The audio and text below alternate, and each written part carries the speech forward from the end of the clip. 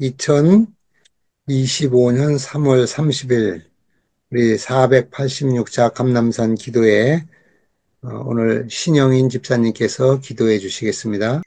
하늘에 계신 살아계신 아버지 하나님, 이런 새벽 원근 각처에서 말씀을 사모하여 주님 앞으로 나온 주의 백성들의 하루를 인도하여 주시오니 참으로 감사합나이다.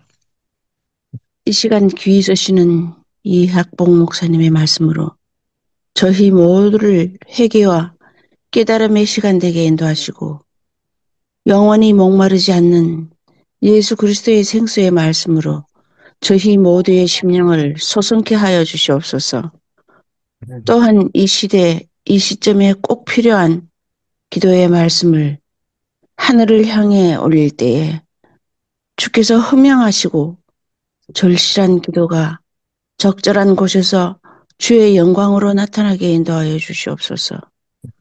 지금은 기도회를 시작하는 시간이 오니 마치는 시간까지 마귀 일체 틈타지 않도록 성령 하나님 친히 함께하여 주시옵소서. 저희를 이 시간까지 인도하시고 생명 부여하신 예수 그리스도 이름으로 간절히 기도드리옵나이다. 아멘. 오늘도 하나님의 사랑의 말씀, 은혜의 말씀을 이학봉 목사님께서 증거해 주시겠습니다. 안녕하십니까? 오늘은 성화된 생애 제2장 다니엘의 절제 원칙에 대하여 함께 명상해 보겠습니다. 선지자 다니엘은 고상한 품성을 가진 사람이었다. 이렇게 첫 서두에 기록하고 있습니다. 그는 사람이 지혜로우신 하나님과 연합할 때 어떠한 사람이 될 수 있는지에 대한 뚜렷한 모본이었다. 하나님의 거룩한 사람에 대한 짤막한 기사는 후세에 시험과 시련을 견디도록 부름을 받게 될 사람들을 격려하기 위하여 기록되어 남아있다라고 기록했습니다. 이스라엘 백성과 저들의 왕과 귀족과 또 제사장들이 사로잡혀갔을 때에 저들 중에 4사람이 바벨론 왕궁에서 봉사하도록 선발되었습니다. 성경은 흠이 없고 아름다우며 모든 재주를 통달하고 지식을 구비하며 학문에 익숙하여 왕궁에 모실 만한 소년으로 묘사하고 있기 때문입니다. 이 청년들은 모두 다 귀족 출신이었습니다. 이 청년 포로들의 탁월한 재능을 감지한 느부갓네살 왕은 그들을 자기 나라의 중요한 지위에 세우기 위하여 준비시키려고 작정하였습니다. 갈대아 방언을 배우게 하고 3년 동안 육체적 수련과 지적 수련을 받게 했었습니다. 또한 왕의 식탁에서 나오는 진미와 포도주를 먹도록 공급하게 했습니다. 이 모든 훈련을 통하여 왕은 그들을 크게 존귀하게 할 뿐 아니라 육체적, 정신적으로 그들이 도달할 수 있는 최고의 교양을 받도록 하였습니다. 나쁜 일이 아니었죠. 그러나 왕의 앞에 차려진 음식들 가운데는 모세의 율법에 부정하다고 명시되어 있는 음식들, 히브리인들이 먹지 말도록 금지되어 온 돼지고기와 다른 고기들이 놓여 있었습니다. 다니엘은 이 일로 심각한 시험에 봉착하였습니다. 그는 음식물에 관한 그의 조상들의 교훈을 고수함으로 왕을 노하게 하여 그의 지위는 물론 필경은 그의 생명까지 희생당할 것인가? 그렇지 않으면 여호와의 계명을 무시하고 왕의 은총을 계속 받아서 위대한 지적 유익과 가장 자랑스러운 세속적 기대를 얻을 것인가? 이 시험 앞에 다니엘은 오래 주저하지 않았습니다. 그는 결과가 어떻게 되든지 그의 고결함을 굳게 지키려고 결심하였습니다. 그래서 성경은 다니엘서 1장 8절에 뜻을 정하여 왕의 진미와 그가 마시는 포도주로 자기를 더럽히지 아니하리라 하고 이 사실에 그의 마음에 결심을 굳힌 것이죠. 오늘날 그리스도인이라고 공언하는 사람들 중에 많은 사람들이 다니엘은 이 점에 너무 까다롭고 편협되고 완고하였다고 단정하곤 합니다. 이와 같이 추론하는 자들은 심판날에 그들이 하나님께서 명시하신 요구에서 돌이켜 그들 자신의 의견을 옳고 그름의 표준으로 내세웠다는 것을 깨닫게 될 것이다라고 기록하고 있습니다. 또한 그들이 대수롭지 않게 생각했던 것을 하나님께서는 중요하게 여기셨다는 것을 알게 될 것이다 라고 기록합니다. 하나님의 교훈 중에 어떤 것은 행하기에 쉽게 받아들여 준행하고 반면에 어떤 것은 그것을 준행하려면 희생을 치러야 하므로 거절하는 사람들은 의의 표준을 저하시키며 그들이 끼치는 영향으로 말미암아 다른 사람들이 하나님의 거룩한 율법을 경시하도록 한다라고 말하고 있습니다. 참 중요한 표현이에요. 우리가 하는 하나의 결정과 우리가 하나님 앞에서 서는 한 태도가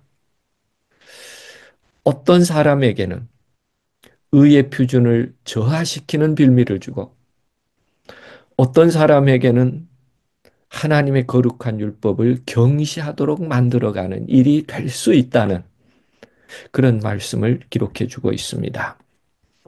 다니엘은 원칙과 기호 사이에서 머뭇거리는 자들이 넘어지기 쉬운 환경 가운데 있었음에도 불구하고 하나님의 말씀은 그를 흠없는 품성의 소유자로 나타내었다. 첫 번째로 다니엘은 감히 자신의 도덕적 능력을 신임하지 않았고 기도는 그에게 필수 요건이었다. 두 번째는 그는 하나님을 자신의 힘으로 삼았으며 그의 생애의 모든 일을 행할 때에는 항상 하나님을 경외하는 마음으로 모든 일을 하였다. 셋째, 다니엘은 순수한 온유의 기품을 소유하였다. 그는 진실하고 고상하였다.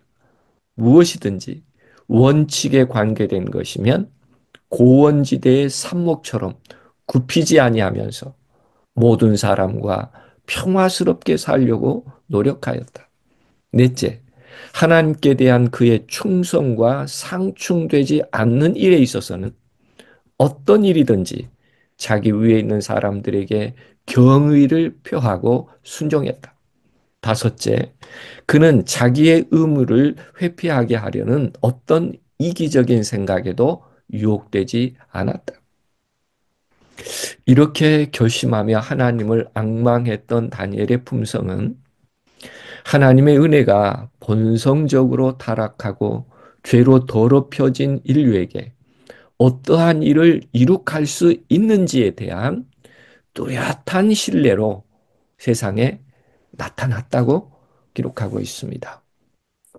그의 고상하고 자기를 부정한 생활은 우리 평범한 인류에게 큰 격려와 힘을 주고 있으며 이것으로부터 우리는 당당하고도 확고히 시험을 저항하며 가장 혹독한 시련 가운데서라도 온유한 품성을 지니고 정의의 편에 설 수 있는 힘을 얻게 된다라고 기록하고 있습니다. 뿐만 아니라 하나님의 인정을 지상에서 가장 세력 있는 주권자의 은총보다도 아니 생명 그 자체보다도 더 귀중히 여기는 품성으로 형성했다라고 기록하고 있습니다. 다니엘은 그의 예모 있는 행동으로 환관장에게 그들이 왕이 먹는 고기를 먹지 않고 왕이 마시는 포도주를 마시지 않게 해달라고 간청하였습니다. 그때 그 환관장은 그가 이 요구에 응하게 된다면 바로 왕의 노여움을 사서 자신의 생명이 위태롭게 될 것을 두려워했습니다. 그리고 오늘날의 많은 사람들의 생각하는 것처럼 황관장도 만약 이 청년들이 절식한다면 이 청년들은 외관상으로 창백하고 병약하게 하며 또 육체적인 힘을 부족하게 할 것이라는 것을 알았을 뿐만 아니라 반대로 왕의 식탁에 나오는 그 호사스러운 음식은 그들을 활기 있고 아름답게 하여 신체적, 정신적 활력을 증진시킬 줄로 생각하였습니다. 당연합니다. 영양을 관리하는 황관장에 있어서 말이에요. 다니엘이 그 문제를 10일간 시험함으로 결정하자고 제안할 때 이 황관장은 그 결과를 분명하게 예측할 수 있었습니다. 그래서 그렇게 하자고 허락을 했겠죠. 그러나 하나님께서는 그런 당신의 종들을 보호하셨습니다. 10일이 지나자 그 결과는 황관장이 예상했던 것과 정반대로 나타났습니다. 그들은 습관을 따라 절제 있게 생활한 청년들이 식욕에 방종했던 동료들보다 신체적 용모뿐만 아니라 육체적 활동이나 정신적 활력에 있어서도 아주 우월했다는 것을 나타냈습니다. 이 시험의 결과로 다니엘과 그 친구들은 왕궁의 직무를 맡기 위한 그들의 전훈련 과정 동안 계속해서 단순한 식물을 취할 수 있다는 허락을 받게 됐습니다. 하나님께서는 이 히브리 청년들의 확고부동함과 극기를 인정하심으로 그들을 귀히 여기셨고 축복하셨다라고 기록하고 있습니다. 그분은 이 네 소년에게 지식을 얻게 하며 모든 학문과 재주에 명철하게 하신 외에 다니엘은 또 모든 이상과 몽조를 깨달아 알게 하셨다고 성경은 기록합니다. 3년의 훈련 기간이 끝날 때에 왕이 그들의 능력과 학식을 시험하고 무리 중에 다니엘과 하나냐와 미사엘과 아사랴와 같은 자가 없으므로 그들로 왕 앞에 모시게 하고 왕이 그들에게 모든 일을 묻는 중에 그 지혜와 총명이 온 나라 박수와 술객보다 10배나 나은 줄을 알게 되었다고 기록하고 있습니다. 다니엘의 생애는 성화된 성품이 무엇으로 구성되었는가에 대한 하나의 고무적인 신뢰가 됩니다.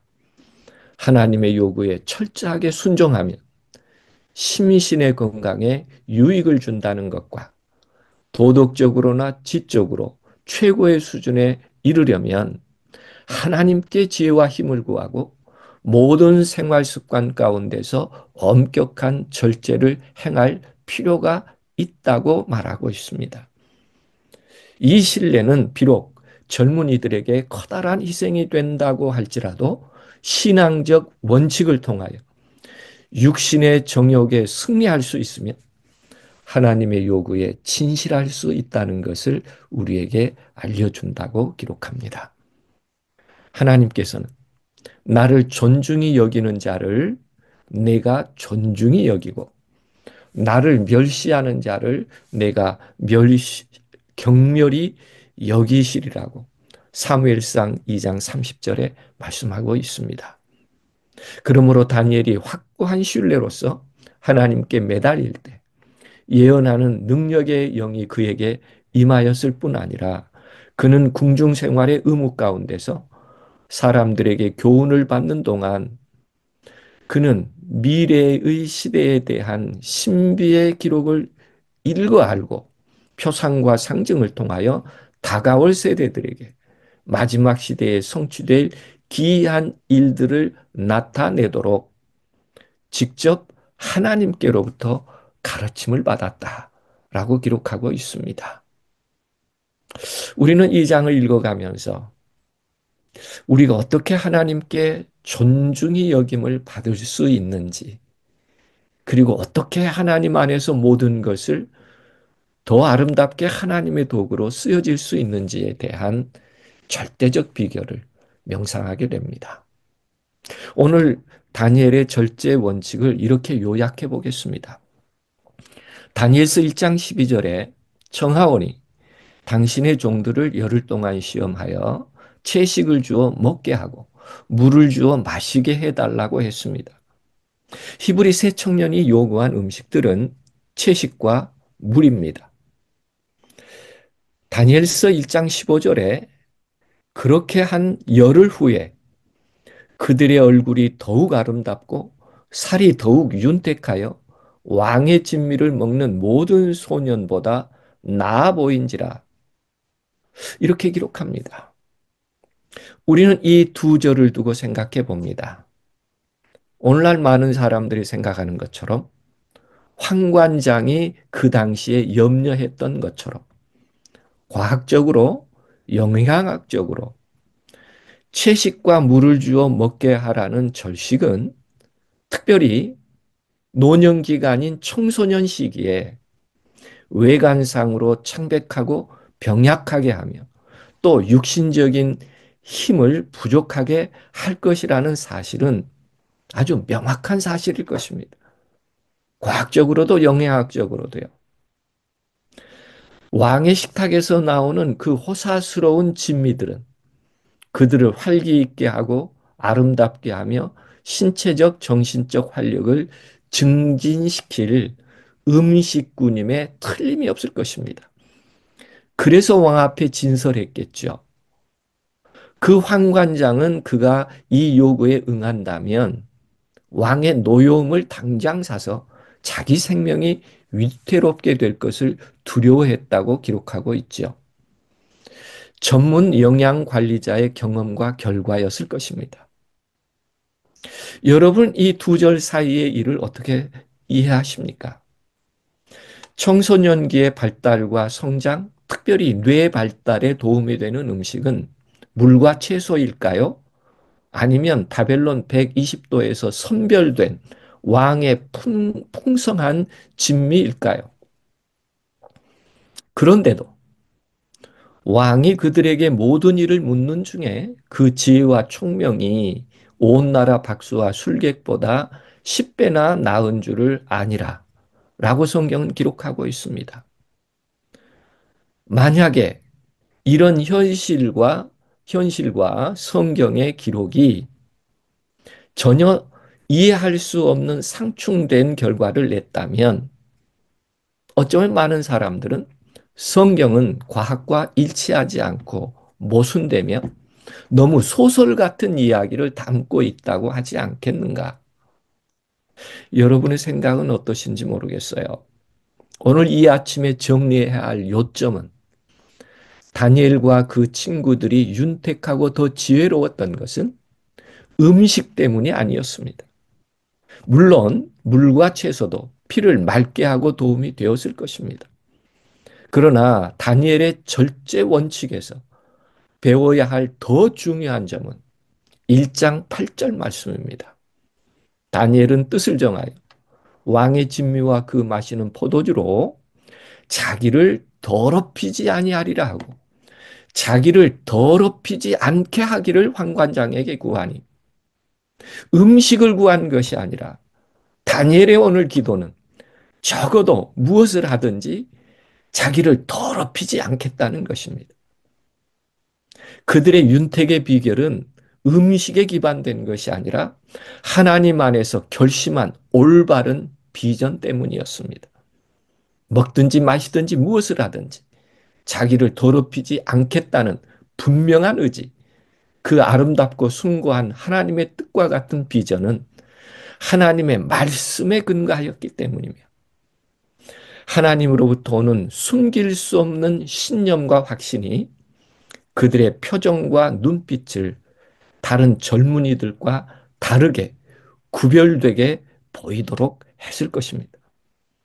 붙잡혀온 다른 젊은이들은 이미 포로가 된 순간에 그들의 멸망 앞에 하나님을 다 잃었을 수 있습니다. 3년 동안 진미를 먹기는 했어도 마음의 신념이나 확신이 없으니 왕이 물을 때에 잘못 말하여 불이익을 당할까 봐 사색이 된 표정으로 제대로 대답도 못했을 것입니다. 먹기는 왕의 산의 진미를 먹었을지라도 하나님의 이상이 없을 때 이미 그들은 죽은 마음을 가진 것입니다. 왕은 다니엘과 세 친구들과 다른 젊은이들을 3년 후에 볼 때 어떤 차이를 보았느냐 하면 그들의 심령이 살아있는가, 그들의 심령이 죽어 있는가를 보았을 것입니다. 그러므로 다니엘의 절제와 그의 지혜에서 볼 때 단순한 음식에 국한된 문제가 아니라 자신을 더럽히지 않겠다는 굳은 결단과 신념과 확신이 모든 것을 변화시켰다고 해야 할 것입니다. 오늘 감남산 기도회원들께서도 단순한 음식의 절제가 아니라 가장 좋은 것을 주시는 하나님에 대한 확신과 감사와 희망이 오늘 우리를 더 윤택하게 하고 세상을 이길 신념과 희망으로 살며 세상을 이기게 되기를 간절히 바라봅니다. 다니엘과 세 친구들에게 함께 하셨던 하나님이 오늘 동일하게 이 세상에서 먹든지 마시든지 무엇을 하든지 자기를 더럽히지 않겠다고 결심하고 실행하는 모든 이들에게 여전히 함께 하시지 않을까요? 말씀을 드립니다. 감사합니다. 은혜로운 하늘 아버지시여, 오늘도 감남산 기도 회원들을 깨우시고 한 마음으로 기도 제단 앞에 자신을 드릴 수 있게 해주셔서 감사드립니다. 예루살렘이 멸망하여 바벨론으로 끌려갔을지라도 하나님을 부정하지 않으며 다니엘과 세 친구들이 하나님을 향한 확신과 믿음을 가졌던 것처럼 저희도 오늘 마지막 시대에 혼돈과 혼란이 있을지라도 오직 우리 하나님을 바라며 간구하며 하나님의 역사를 신뢰하는 믿음을 가지게 해주시기를 간절히 기도합니다. 국가적으로 분열되고 화마로 모든 것을 잃고 재림성도의 삶이 흔들려 가고 있는 이 시대에 다니엘과 세 친구들처럼 주의 은혜를 앙망하며 실망하지 않는 성도로 회복과 함께 믿음을 굳게 세워주시기를 간절히 기도드립니다. 오늘도 마지막 시대에 순결한 믿음으로 주를 앙망하게 하옵소서. 기도로 승리하게 하옵소서. 성령의 음성에 귀 기울이며 오직 사랑의 메인 자가 되게 하여 주옵소서. 오늘 함께 드린 선한 기도를 주님 들으시고 가장 유익하게 역사하여 주시옵소서. 한 주간도 말씀과 함께 저희를 인도해 주시옵기만을 간절히 간구하올 때 예수 그리스도의 이름으로 감사하며 기도합니다. 아멘.